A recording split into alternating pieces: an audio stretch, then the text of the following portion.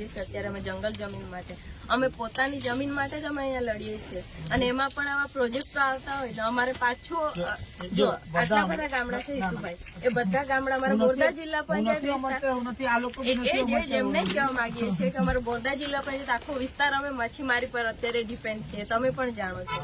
અને એમાં પણ આ પ્રોજેક્ટ આવે તમારા લોકોને ત્યાં જવા દેવાના જ નથી, એ તમે પણ જાણો છો, અમે પણ જાણીએ છીએ. તો પછી અમે વિરોધ કરીએ એ જ અમારો છે મેન અત્યારે ટાર્ગેટ. તો અને અમને જોઈતો જ નથી આ પ્રોજેક્ટ. એટલે વિકાસ થાય એમાં અમને કઈ વાંધો નથી. અમે સરકારનો પણ વિરોધ નથી કરતા, અમે સરકારનો વિરોધ નથી કરતા, અમે પ્રોજેક્ટનો વિરોધ કરીએ છીએ. અમે કોઈ વ્યક્તિનો વિરોધ નથી કરતા. એમાં અમારા લોકોનો ભોગ લઈને વિકાસ થાય. પ્રોજેક્ટ જયારે કદાચ જો આવવાનો થશે તો સંમતિથી જ આવવાનો છે, એમને નથી આવવાનું સંમતિ. એ સંમતિથી જ આવવાનો, પણ જે કાગળિયા છે, જે લેટર છે, અમને કોઈ જાણ કરવામાં પણ આવી નથી. અમે સ્થાનિક આગેવાનોને પણ એક લેટર જો મળ્યો હોત તો સાહેબની ઓફિસમાં મીટિંગ થઈ હતી ને, સાહેબ જો તમે આ જો 2024 નો લેટર છે, અમને આ 2025 અમને ખબર મળે છે. અમે અહીંયા ગ્રાઉન્ડ લેવલમાં સાહેબ અમારે સુધી તો વાત આવી જતી હતી. જે તે પદાધિકારી કે અધિકારીએ અમને જાણ કરવા જોઈતું હતું કે આ વિસ્તારમાં આટલો મોટો પ્રોજેક્ટ આવે છે.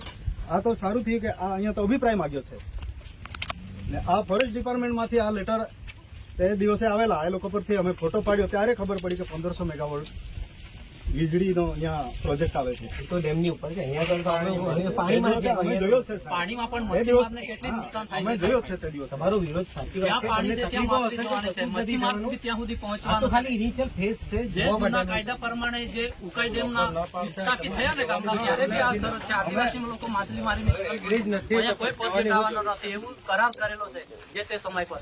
હવે અમે કેટલા વર્ષ થયા ત્યારે જેમ તેમ કરીને હવે સેટિંગ થતા આવ્યા છે. હવે પછી તમે એ કરો, તમે ક્યાં જવાના? એટલે અમે તમારો વાક નથી કરતા, પણ તે દિવસે બી સાહેબ આપ સાહેબને મેં કીધું કે અમારી રજૂઆત તમે આગળ મોકલો. પછી એનો અમને કઈ પાછળથી જવાબ બી નહીં મળ્યો. તમે મોકલ્યો છે નથી મોકલ્યો એ બી અમને કઈ ખબર નહીં. 28 તારીખની આજુબાજુમાં જોવા આવશે ને પછી ગામવાળાને સમજાવશે કે બતાવશે પ્રોજેક્ટ શું છે, અને પછી આગળ એગ્રી હશે તો જ સર્વે થશે.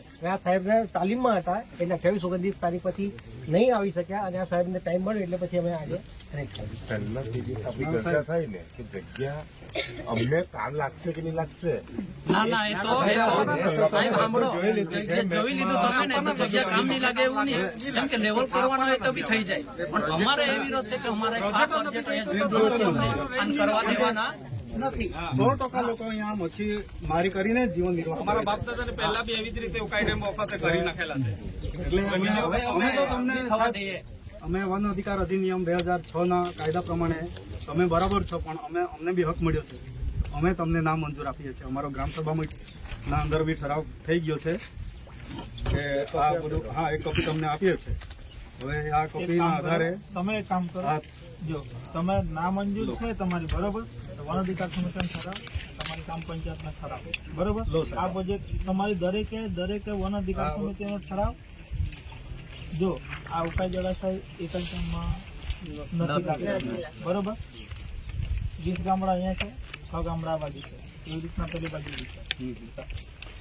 અમને ખરું ને અમારી પાસે આટલા બધા અધિકારીઓ છે બરોબર, દરેકના ખરા ને એક ઠરાવ વન અધિકાર સમિતિઓના લાગુ પડતા જંગલ એરિયાના, એના બોર્ડરમાં લાગતો ઉકાઈ જળાશયનો એરિયા બરોબર, એના હાથે અમને એક રિપોર્ટ કરી આપો.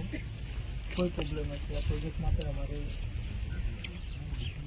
તમારી સાથે કોઈ કરવાનું થતો નથી, કોઈ નથી બરોબર. કેમ કે વન અધિકાર અધિનિયમ પછી ગ્રામસભા વન અધિકાર સમિતિ કરવું પરિષદ બરોબર, પછી અમે ઉપરથી પ્રોજેક્ટ અમને લાગુ પાડે, અમારી જગ્યાનું વેરીફાઈ કયા લેવલે પેન્ડિંગ છે એટલું તમને પૂછે જ છે. સંકલન મિટિંગમાં જઈએ ગમે ત્યાં જઈએ તો કયા લેવલ, ફોરેસ્ટ લેવલે પેન્ડિંગ. આ લોકો કહે કે ફોરેસ્ટ લેવલે કેમ પેન્ડિંગ છે? આ લોકો જમીન નથી બતાવતા, પણ જમીન અમે કેમ નથી બતાવતા એનું બી રીઝન અમારે બતાવવું પડે. ત્યારે આ ડોક્યુમેન્ટ અમને જોઈએ કઈ નહીં સાહેબ, બરોબર. તમે આ રીતના જેટલા ઉકાઈ જળાશયના કિનારે લાગતા છે, જેના કમ્પાર્ટમેન્ટ છે, મેં જગ્યા બહાર પડેલું છે તે લિસ્ટ બી બધી વન અધિકાર સમિતિ પાસે હશે કે અમારા કમ્પાર્ટમેન્ટ આ બોર્ડર પર લાગે છે, અને અમારી આ વન અધિકાર સમિતિ આ ગામ સભાના ઠરાવ છે કે આ પ્રોજેક્ટને અહીંયા લાગુ પાડવા દેવામાં નથી. આ રીતના તમે લિખિતમાં આપી દો તો અમે બી ઉતારે બરોબર. કઈ વાંધો નહીં સાહેબ. આપ સાહેબ તમને કોઈ પ્રોબ્લેમ હોય તો કે મૂકો આ છે ને ઇસ્યુ અમારે વારંવાર આ લોકો સાથે ફેસ કરવાનો થાય. અત્યારે બરાબર. હવે તમે આવશો ને તમે તો અહીંયા પ્રોજેક્ટ કરો અમારે પ્રોટેક્શન બી આપવું પડે, પોલીસ પ્રોટેક્શન બી આપવું પડે. આ લોકો સાથે આપણે ટસલ કરવાનું એના કરતા ગવર્મેન્ટ ને પોતાની અમારા લોકો તો આ પ્રોજેક્ટ અટકાવવા માટે જે કરવું પડે એ કરવા તૈયાર છે. જો સાહેબ આ આટલા આ ખાલી બુધવાડા ગામના આવ્યા લોકો નથી અહીંયા આવ્યા, તમે જોઈ શકો છો. ખાલી ના બરાબર માણસ હવે અમે મુખ્યમંત્રીને બી લેટર લખ્યું છે સાહેબ. આ આટલા વિભાગમાં આપણે લેટર પહોંચાડી દીધો છે. અને સાહેબ આપ સાહેબને કચેરી બી કદાચ લેટર આવી ગયો હશે. એ અમે એના અનુસંધાને એમાં આગળ બી રજૂઆત કરી છે. એટલે આપ સાહેબને અમારી આ જ રિક્વેસ્ટ છે કે તમે તમે આવી આનું મીટિંગનું તમે આગળ મોકલો કે અહીંયા ચોખ્ખો વિરોધ કરે છે, અમને ત્યાં કરવા જ નથી દેવાના. વિરોધ આપણો મેઇન મુદ્દો શું છે?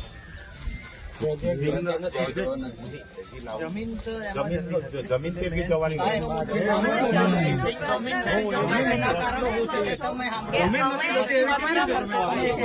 અમારો મુદ્દો શું છે કે અમારા લોકો માછીમારી કરીને 100% લોકો અમારો એ જ રોજગાર છે. અહીંયા કોઈ પ્રોજેક્ટ એવું નથી કે ઉકાઈ જેવું કે ત્યાં લોકો રોજગારી કરીને જીવે એવું કઈ નથી અહીંયા એમ.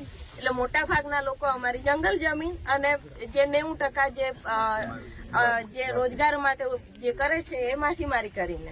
આવા પ્રોજેક્ટ જ્યાં થયા છે ત્યાં માછીમારી પર શું ઇફેક્ટ થઈ છે એ બધા રિપોર્ટ તમને બતાવીએ. માછીમારી પર સારી ઇફેક્ટ થાય છે કે ખરાબ ઇફેક્ટ થાય છે? ના ના સાહેબ, બીજા બધા ડેપો તૈયાર કર્યો ને તમને. શરૂઆતમાં એ બધું શરૂઆતમાં તો અધિકારી આવીને એવું બોલે જ છે પણ એના વગર તમે મંજૂરી ના આપતા, પણ એકવાર તમે જાણો તો કે અમે પહેલા બી જાણીને આમાં રખડતા ફરીએ છીએ. ડેમ બન્યો એ વખતે અમારા લોકોને શું કહેવામાં આવ્યું હતું એ તમને કહું. ડેમમાં અમારા લોકોને એવું